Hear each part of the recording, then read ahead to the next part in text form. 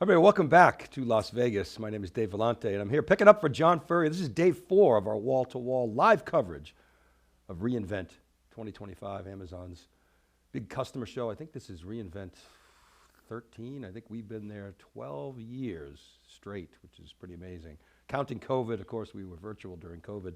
But I'm excited to be back after being in the analyst program for a few days. Ketan Umare is here. He's the CEO and co-founder of Union.ai. Welcome. Thanks for coming in. Hey, Dave. Thank you for having me. It's You're great very to be here. welcome. Yeah, it's good. Actually, it's a little quieter here. I like it. It is. It's great. This event, it just keeps getting bigger and bigger. It's like the universe in the cloud. It just keeps expanding and everywhere you go. Kind of getting used to it. You know, at first, you remember when reInvent exploded and it was like, oh my gosh, it's so crowded. Now we just sort of go with the flow. You see companies taking over restaurants, It's crazy, yeah. right? And I think everybody's settling in. This is kind of the year-end push, even though we've got a couple of events. John's over at the Semiconductor Show in San Jose today. We've got a media week at our New York Stock Exchange studio next week, and so we're still going strong, but we're here to talk about reInvent. Let me start with Union.ai. Yes. Why did you and your co-founders start the company? What was the founding vision? That's a very interesting question because we started in 2021 prior to all the AI hype. Sometimes it feels, it's important to be in the right time. Probably a little earlier.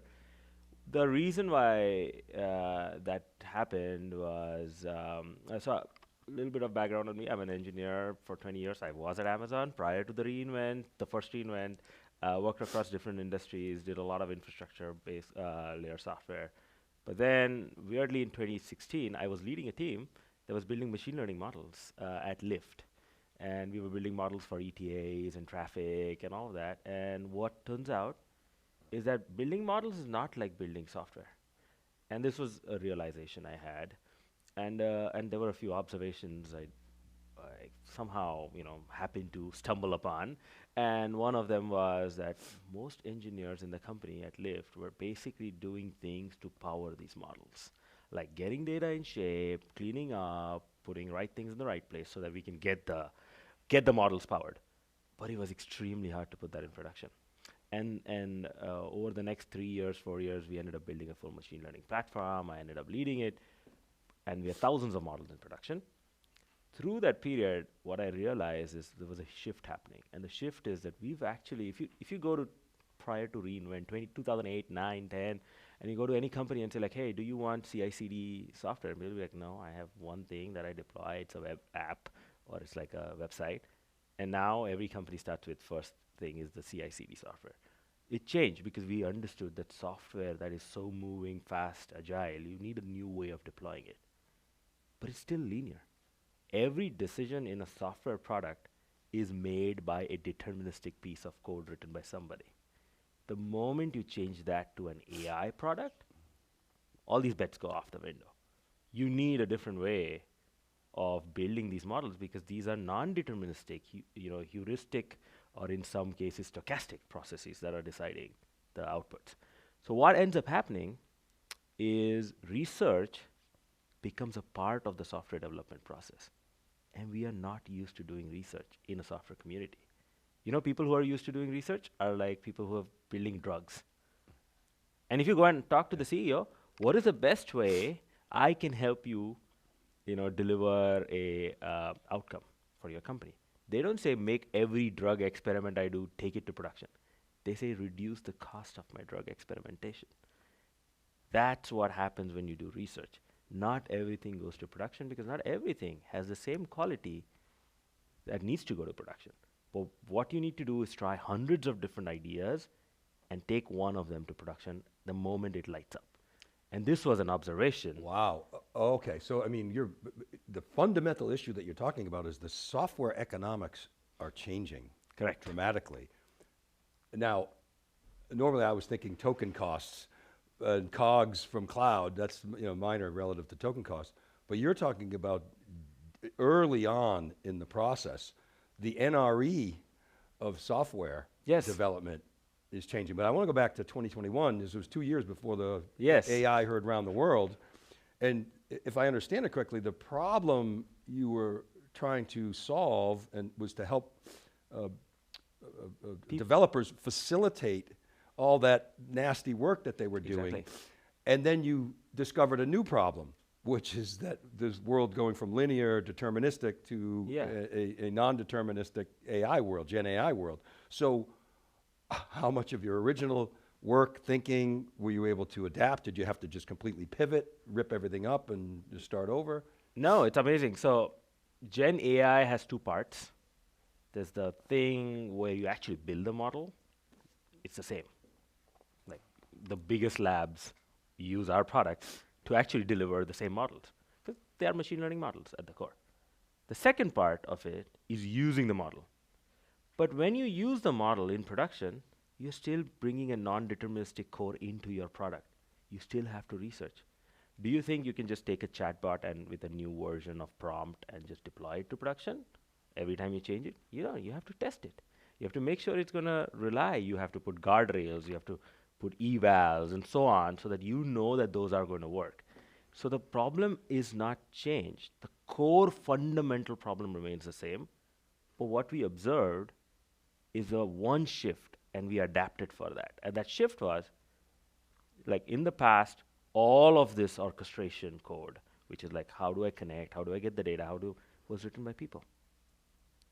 In the AI world, we have a new entity that's writing some of the code, and that is an LLM. I'm saying code as a hyperbole here. Sure. It's essentially the decisions are made dynamically by the AI agents themselves.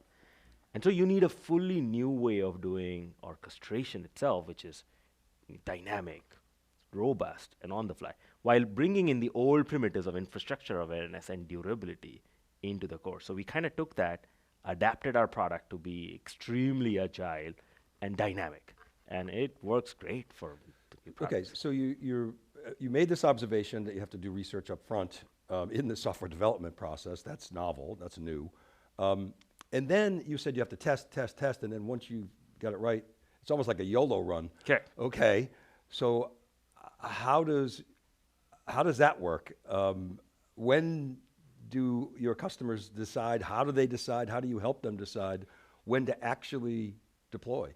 That's we don't help them decide. They actually know when it works. Okay. What we help them do is make their ideas oftentimes I tell people that two ML engineers or AI engineers, when they're working on the same idea, it's different from software engineers collaborating on one project. They have one GitHub repo where one person checks in a little bit of code, the other person checks in. They don't work like that. Right. They try two different versions of the same thing at the same time. Competition is collaboration. And so how do we facilitate that so that they feel that they own that entire compute universe and they can scale as much as they want and scale down? That's what we help them solve. Like, get that idea, deploy into this AI development infrastructure. That's what we And you can take build. the best of competitor number one and the best of competitor number two and blend them? We can't blend them, but what they will can. happen is, they can. They can see them difference, right? Like, because they can run these simulations. Lots of companies run simulations on the product, and they figure out, oh, this thing actually works better than that one. So let's take this one to production. And it's always leaderboard. It's always leaderboarding. So, then how do you tell the system, well, we like this aspect of competitor number one and this aspect of competitor number two. Yes. Blend them? And that happens? Or how does that No, work? they don't blend, but you can adapt, because some of these things may need a fundamental shift in the architecture or the prompt or whatever, like different things that you do, right? And that's where the human comes in the loop. That's where the human comes in the loop. But you still need observability in what was happening, how did these decisions get made, how did it move, what performance, like for example, let's take model training as an example. Model training happens in these things called as epochs. You go, you train in cycles, and there's a point at which the model actually improves, and then it becomes worse. Yep, right. You want to catch it at the point when it's improved. And that's when you want to do your YOLO run, Exactly. right? Okay, so, Exactly. Okay, and so, well, okay. There's a completely different workflow. Completely different. We've gone from linear to this non-linear. Yep. Experiment-driven of software development. Collaborative now becomes competition, Correct. right? Co-opetition, maybe. Well, but Yeah. right. Well, what Yeah. did he or she do that and what can I learn from that? And so Yep. there's still collaboration You're still collaborating on the course. whiteboard, not in the code software itself. But you're working even longer hours. Your product, Flyte, Flyte Flyte is the open source product. Yes. is the open source product, and you have a managed service around that, or explain that. Yes. So because we started at Lyft, Flyte is an anagram of the word Lyft, and it was open sourced from Lyft. It's a Linux Foundation graduate product.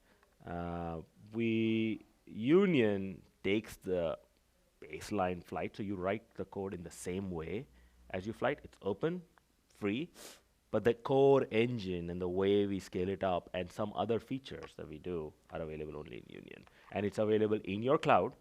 We don't run in our cloud because we realize the number one thing you have today as a company is your data.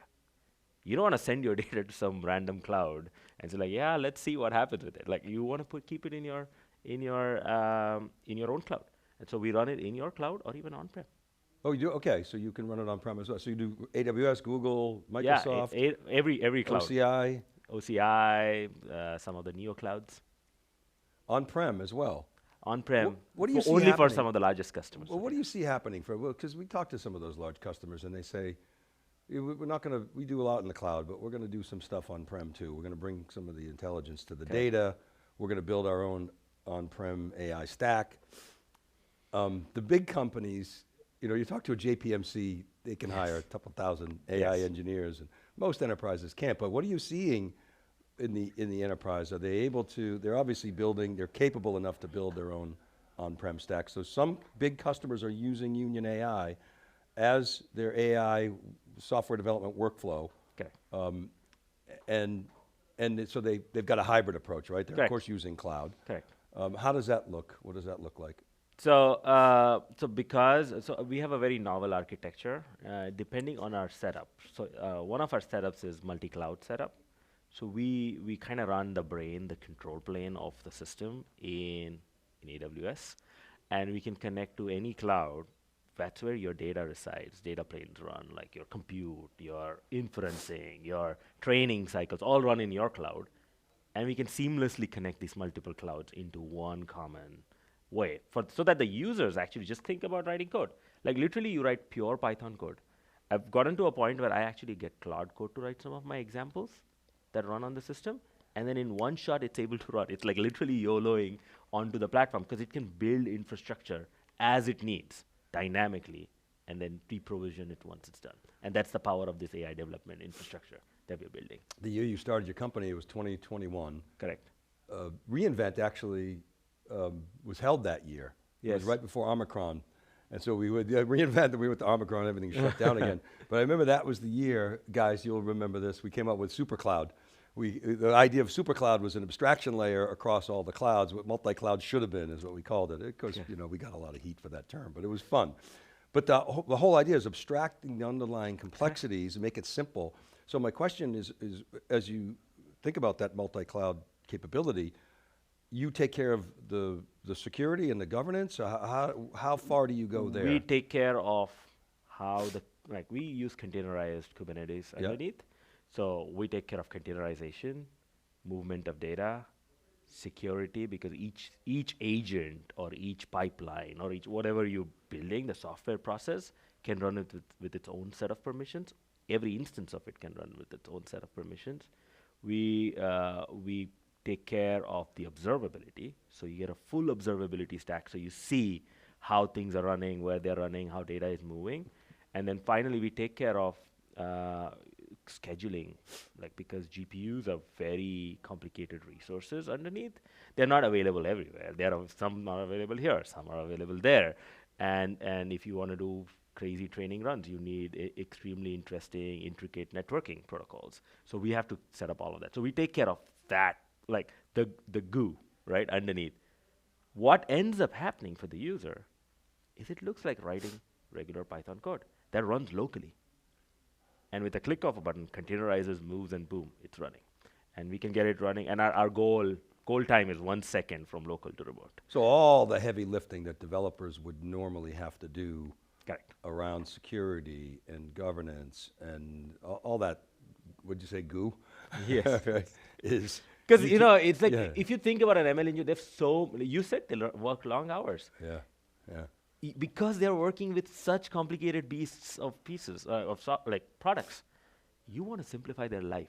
If you put them to like, if you go and talk to an AI engineer and say, by the way, to take your agent to production, now first write Terraform. Yeah. And then go deploy. And then write a CI/CD pipeline. And then like, oh, come on, I'm not going to do all of this because I don't even know if this thing works. Right, no, I get it. It's too It's because complicated. It's at too that- complicated. At that point, the developer says, I'm just not excited about doing this. Correct. I'm gonna go home. Yes. Maybe grab some sleep. I work better in the morning or whatever. Whereas if they're able to focus, we've all been there. Yes. The adrenaline pumps. If you're able to focus Oh, on yeah. something that, gets you to, a major step function further, you're gonna get just pumped up, start doing more coffee, smoke some butts, whatever it is. And, I'm not and start advising coding. ill health things, but that's it's your that's- personal That's the choice. journalist in me. The journalists still smoke cigarettes. I don't know. The developers smoke cigarettes? Probably not. They Probably eat not.